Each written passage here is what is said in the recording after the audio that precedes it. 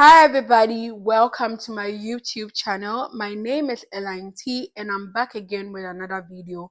Today we are going to talk about the real costs when it comes to immigrating to Canada.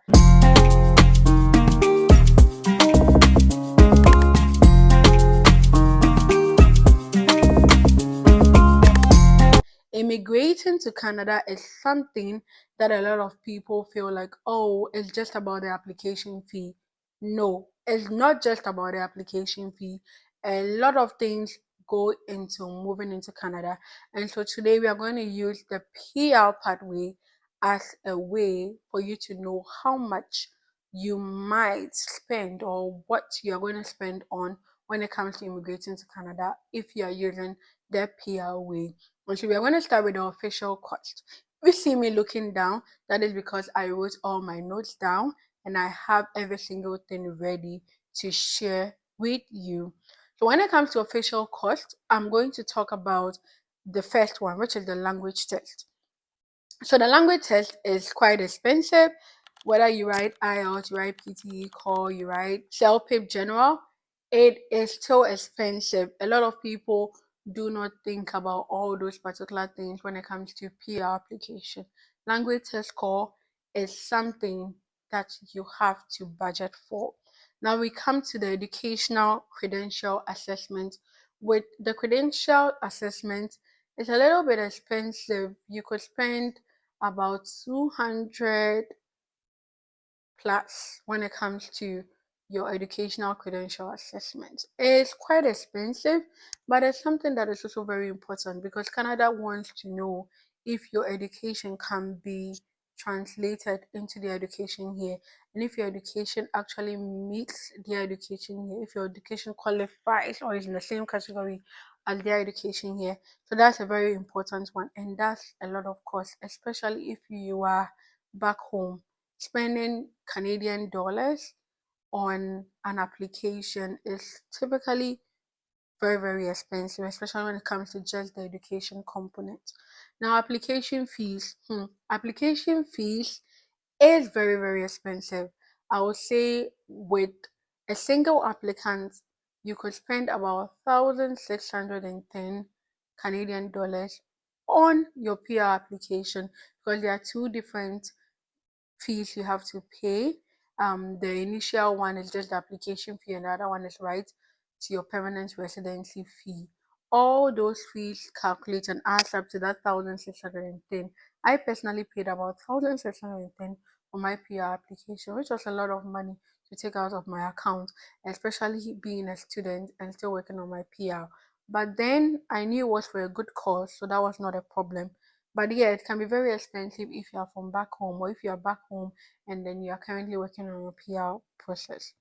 Now, the other thing to note is with application fee, every single thing is included. So the 1,610 I mentioned, your biometric is included, the application fee itself is included, and the right to permanent residency fee is included. So you don't have to have any problem when it comes to that.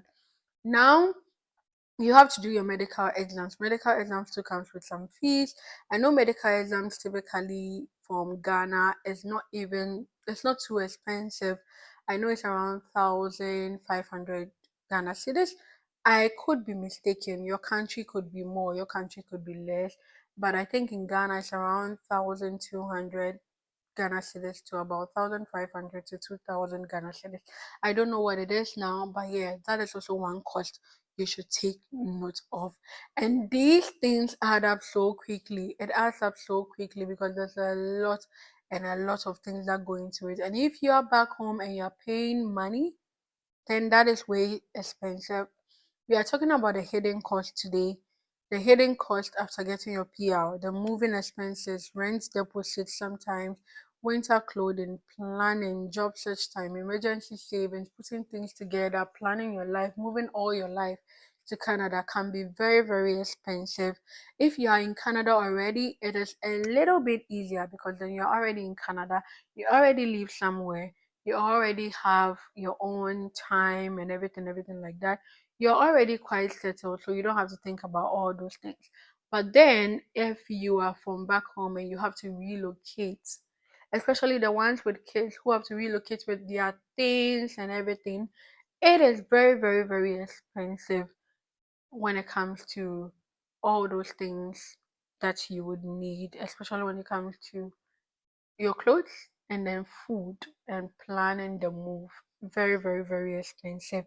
Many people underestimate how much goes into the express entry process itself and how much goes into the PR process generally. A lot of people underestimate it, and a lot of people also underestimate what goes into the move. So that is one thing to take note of. Those are the official costs I mentioned, and after your PR process, that is the hidden cost you should take note of.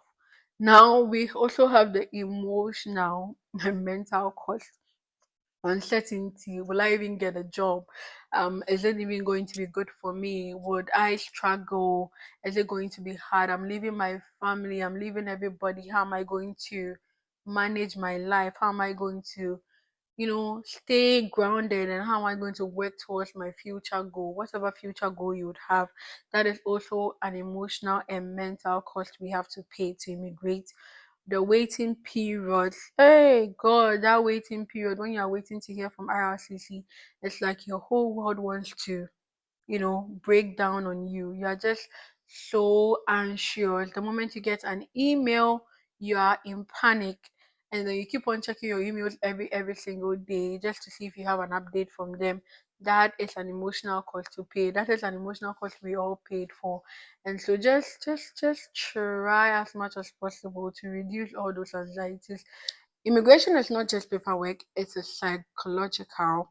And so we're going to talk about how to prepare properly. I would say build your savings. Most of the time, people feel like I'll just wait to get my invitation to apply, and I'm going to call people here and there to put some money in my account. No, you have to strategize. You have to plan early. You have to save. One thing I did personally was when I came to Canada, I knew for sure that I want to work on my PR application. I don't want to go around asking people for money because you talk to people about your whole problem and then they'll tell you they don't have it. So I didn't want to go through that. So what did I do? I decided to cut down on a lot of things in my life, cut down on things to buy, cut down on clothes to buy.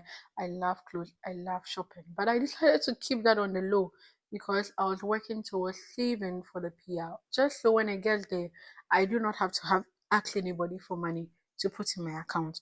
And so that's one thing you should note because it's even against the IRCC rules asking for money to put in your account.